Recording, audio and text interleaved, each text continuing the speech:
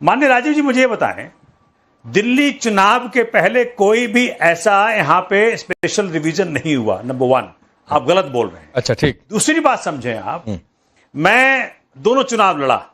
मैं चुनाव लड़ा लोकसभा का भी और चुनाव लड़ा विधानसभा का भी। जब नई दिल्ली लोकसभा का चुनाव लड़ा, जिसमें 3 विधानसभा में जीता, उसमें था नई दिल्ली और आरके पुरम और दिल्ली कैंट। जो नई दिल्ली विधानसभा लोकसभा चुनाव में सोमनाथ भारती जीत गया, जहां मोदी जी सामने खड़े थे, वो नई दिल्ली विधानसभा अरविंद केजरीवाल हार गए। आप सोचें, 1,42,000 वोटर्स थे जब सोमनाथ भारती चुनाव लड़ा नई दिल्ली लोकसभा का, विधानसभा के जो वोटर की संख्या थी। 9 महीने बाद 36,000 वोट काट करके ये 1,06,000 रह गया। मालूम है कहां से वोटर कटे, कहां से वोटर जुड़े? मेरे पास बिल्कुल तथ्यात्मक प्रमाण है। परवेश वर्मा साहब के कोठी पे 30 वोटर जुड़े, नेताओं के कोठियों पे 30, 25, 50, मतलब ऐसे वोटर जुड़े हैं।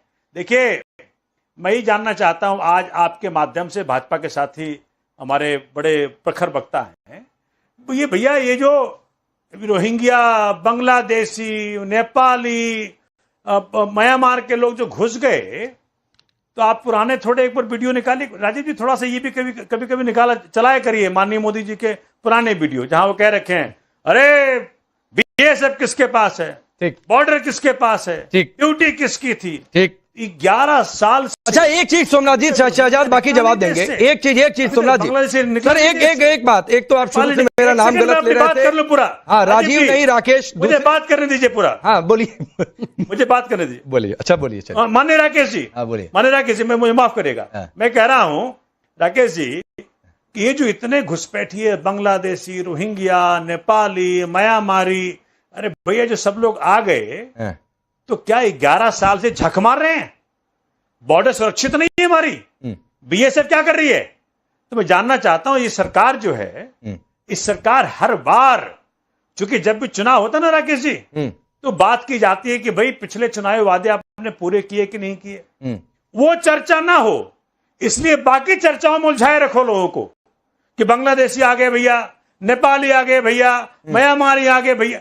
अरे भाई साहब, सुप्रीम कोर्ट में इतनी बड़ी डांट लगी है कि भाई क्या आनंद फानन है, ठीक है, आपके इतने करीब क्या क्यों करा रहे हैं? ठीक है, बात उन्होंने रोका नहीं। आपने ये जो पूरा सवाल उठाया, मैं और नहीं कहना चाहता, आधार क्यों नहीं यूज कर रहे, राशन कार्ड क्यों नहीं यूज कर रहे, लेकिन अरे सुनिए, लेकिन भाजपा, सोमनाथ जी, अभी 2 दिन पहले मेरे प्रोड्यूसर ने कहा था कि उनकी हरकतों के ऊपर, सुनिए, मेरे प्रोड्यूसर ने कहा था कि उनके और उनकी पत्नी का वेरिफिकेशन ही आधार के जरिए हुआ।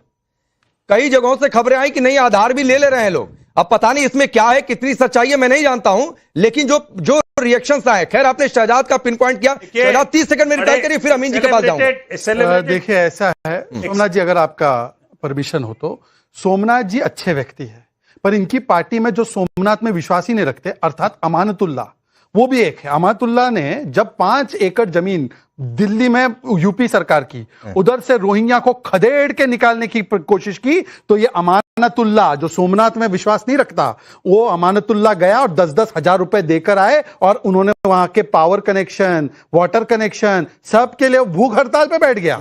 और इनकी सरकार ने कोविड में भारतीयों को, सोमनाथ को राशन मिले ना मिले, रोहिंग्या को राशन मिले, दिल्ली हाईकोर्ट में जाकर बोलकर आए। हिंदू में रिपोर्टेड है, छोड़ देते इस बात को, इनका रोहिंग्या प्रेम तो अमर है, पर छोड़ देते। आखिरी बात देखिए, सोमनाथ जी देखिए, मैं तो सावन का भी महीना है, सावन का महीना है, सोमनाथ पाक पवित्र नाम है। 10 सेकंड, केवल 10 सेकंड, आप क्यों 10 second mister former law minister, इतना ज्यादा इंपॉर्टेंट मेरे मित्र सोमनाथ, 10 सेकंड पे रहिए।